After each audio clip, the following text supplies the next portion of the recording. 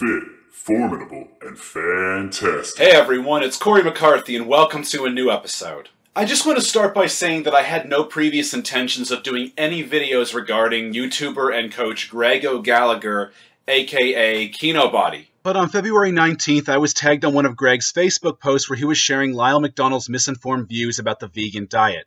In this post, Greg also appears to openly agree with Lyle on this sentiment.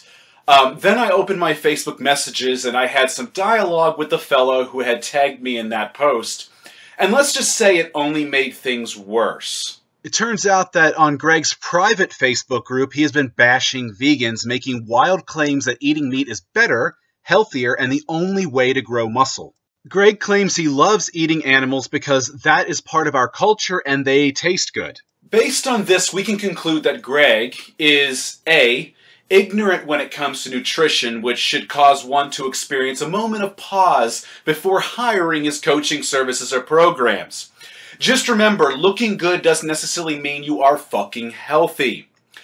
B, he is not a logical thinker, resorting to logical fallacies like appeals to tradition to justify his dietary habits.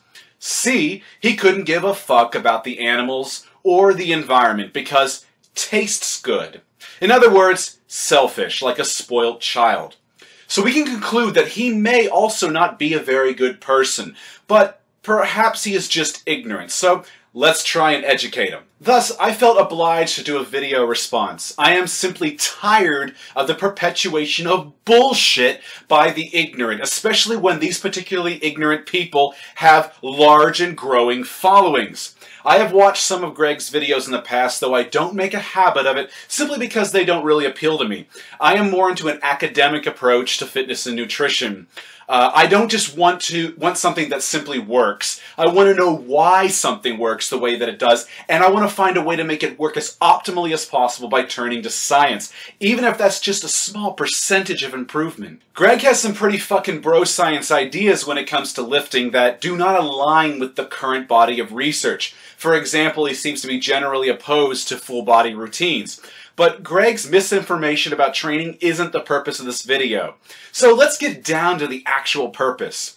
First and foremost, let me provide you with an official, peer-reviewed, published statement by the Academy of Nutrition and Dietetics, who are the world's leading authority on food and nutrition, whose textbooks are utilized by registered dietitians who treat critically ill patients. To sum that up for you, Greg, these experts do not have the luxury of being wrong. They have specifically stated that appropriately planned vegan diets are healthful and nutritionally adequate and may even provide health benefits in the prevention and treatment of diseases, and that this statement applies to individuals at all stages of life and even athletes. Now, the quote from Lyle McDonald did not come out and say this directly, but the critical nutrient he is referring to is so obviously B12. We vegans hear this shit so fucking often. It cannot be omega-3 essential fatty acids, because we can consume flax, chia, hemp seeds. Or if you want direct DHA and EPA, find an algae-based oil or supplement. And there are other omega-3 examples, but I've kept this short. I just want to get the idea across. And it cannot be vitamin D3 because sunlight or lichen-based vegan supplements for those who lack proper sunlight exposure. So really it must be B12 that your post was referring to, but do correct me if I am wrong and I can educate you further. So let's move into the specific topic of B12. According to the USDA, in an ongoing study involving 3,000 men and women, 39% fall into the category of low normal B12 levels, while 9% fall below deficiency range. If we apply those percentages to the broad population of the US, we'd get over 124 million people who are possibly low normal level, and nearly 29 million people who are possibly deficient. There are only approximately 7.5 million vegans in the US. So it should be clear that B12 deficiency is not exclusively a vegan problem, and that meat consumption obviously isn't saving people from this deficiency. B12 is considered a dirty vitamin, and for good reason. It can be obtained from soil.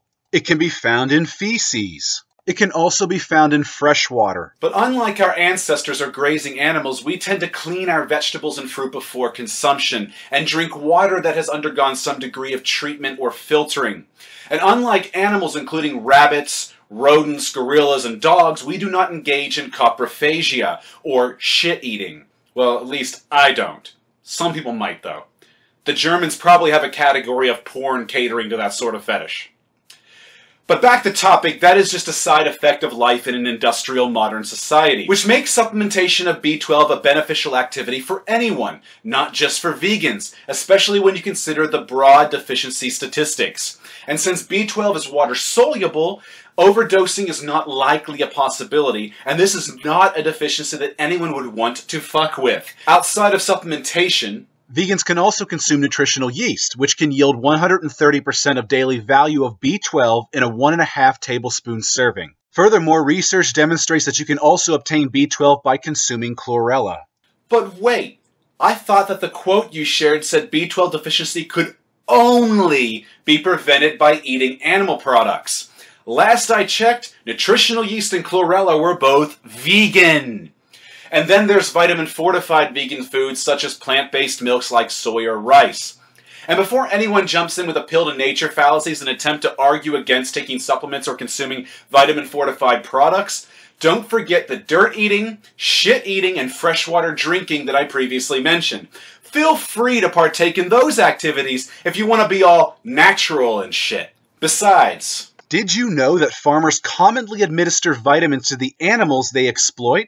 And that you end up consuming the result of that vitamin fortification in your animal products. It is also possible that the B12 found in animal products is a result of bacterial contamination. Sounds appetizing, right? As they say, the more you know. So why contribute to the unnecessary suffering and slaughter of sentient animals when you can live healthfully on a plant-based vegan diet? And that includes building and maintaining fucking muscle, Greg. And if you don't give a single fuck about the animals, how about the planet? Your only home. Where else are you gonna fucking go? According to the published UN statistics, animal agriculture is a leading cause of environmental devastation. There is a lot at jeopardy just so you and others can enjoy the taste of cooked, spiced, and marinated corpses on your tongue. Because I will bet that you aren't digging the fuck into raw, uncooked, bleeding flesh and organs fresh from a kill. But rather, you're consuming these so-called health foods pictured here. Which is laughable in its own right. I do hope you're being sarcastic. Recent research suggests that diets high in red meat and processed meats raise colorectal cancer risk factors, or cancer of your colon and rectum. Pan-frying and oven-broiling meats was also noted to increase this risk.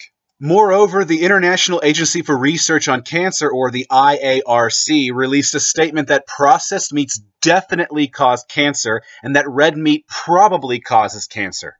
That statement was based on 800 different studies. Which makes this particular photo of yours even more hilarious, especially with your caption, "Trying to be healthy."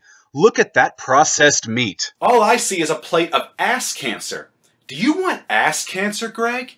Do you consider ass cancer something healthy? Do you want your followers to develop ass cancer? Take a step back and think about the impacts of your lifestyle choices and what harm your misinformation can cause for the animals, the planet, your followers, you. And given that you offer an online coaching service that people are paying for, proclaiming shit such as this demonstrates your naivety and should raise the question of quality control when one is considering your services for hire. Do you even do any research before you open your fucking mouth or type something on social media? Just food for thought, and not just yours, but those who follow you as well. Anyhow, I asked my viewers to please like and share this video. Maybe it will reach Greg and or his following and get the message out there. Maybe open some eyes. Even if it also brings along with it whiny, butthurt trolls as usual. However, I think we all appreciate a good laugh at their baseless moaning. I know that I certainly do. Furthermore, don't forget to subscribe to my channel to keep on top of the content updates. Otherwise, till we meet again.